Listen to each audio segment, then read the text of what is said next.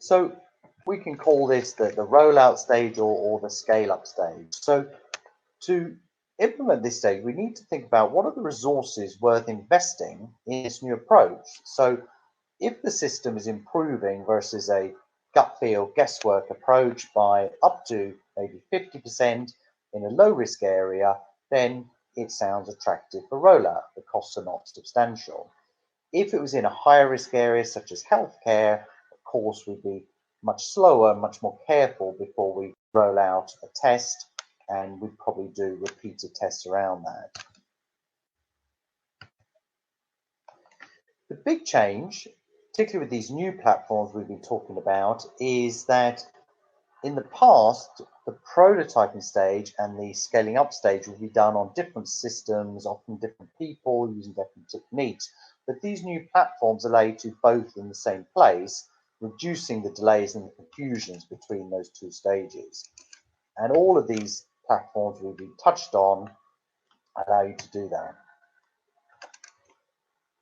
Now, if you were a sophisticated player in this space, if you were a big app company or a Google, then you might want to connect this new system, this new AI,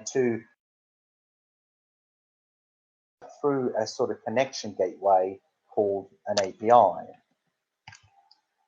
But for most of us, we're not at that stage yet, and most HR people, in my experience, what's more useful is a code-free, i.e. non-technical tool set that updates itself over time, where we can, with our colleagues, play with this data and this content to find these new and useful patterns.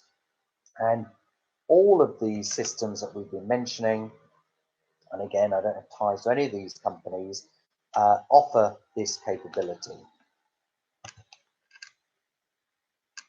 So coming to the last sort of stage, the recommendations are all around playing and learning in this very new space for most companies. By that, we mean quickly agree with project stakeholders what are the areas worth exploring, gathering data, and the content that's easily available, and starting with that rather than waiting around for a perfect set of data. Using one of these new platforms that doesn't require specialist knowledge so that everyone can get involved and move quickly, and then playing and learning, testing and learning, as well as celebrating success so that awareness spreads across the business.